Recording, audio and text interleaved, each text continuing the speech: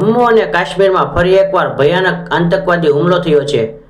પ્રાપ્ત માહિતી પ્રમાણે મંગળવારે અનંતનાગ જિલ્લાના પ્રખ્યાત પ્રવાસન સ્થળ પહેલગામ નજીક આતંકીઓએ યાત્રાળુઓ પર ગોળીબાર કર્યો હતો, જેમાં 2 વિદેશી નાગરિકો સહિત કુલ 26 નિર્દોષ લોકોના કરુણ મોત નિપજ્યા છે। આ દુઃખદ ઘટનામાં અનેક અન્ય યાત્રાળુઓ પણ ઘાયલ થયા છે, જેઓને તાત્કાલિક હોસ્પિટલમાં સારવાર માટે ખસેડવામાં આવ્યા છે। ભાવનગરથી જમ્મુ કાશ્મીર ગયેલા યાત્રાળુઓ પર થયેલા આતંકી હુમલામાં ભાવનગરના વિનોદ ભટ્ટ ઘાયલ થયા છે। દેશભરમાં આ ઘટનાને લઈ શોક અને રોષનો માહોલ છે।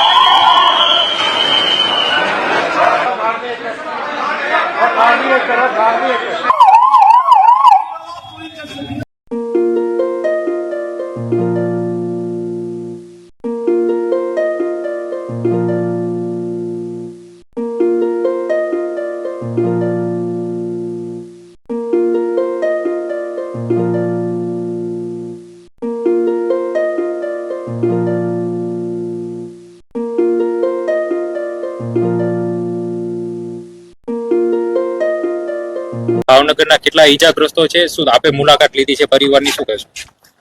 જ્યારે આ ઘટનાની જાણ થઈ ત્યારે અમે રાજીવભાઈને પણ મેસેજ કરેલો હતો કે જે નામ આપણી પાસે આવી રહ્યું છે, પહેલા વિનોદભાઈ ભટ્ટ નામ આવી રહેલું હતું। મેં રાજીવભાઈને તરત જ કોન્ટેક્ટ કરેલો હતો કે ભાવનગરથી કોઈક આ પ્રકારના લોકો ગયેલા છે કે કેમ, પણ આપણને ખબર પડી કે અહીંયાથી 20 જણા લોકો શ્રીનગર 16મી તારીખે ગયેલા હતા, મોરારી બાપુની સત્સંગ સભામાં ગયેલા હતા અને આજે સવારે એ લોકો ફરવા જે ગયેલા હતા એમની પર હુમલો થયો છે। એમાં જે વિનોદભાઈ ડાભીનું જે નામ આવ્યું છે, વિનોદભાઈ ડાભી એ મારા શીતલ ડાભી જે લેડી કોન્સ્ટેબલ છે એમના પિતાજી છે અને અમે એમની સાથે કોન્ટેક્ટ કરવાની કોશિશ કરી રહ્યા છે।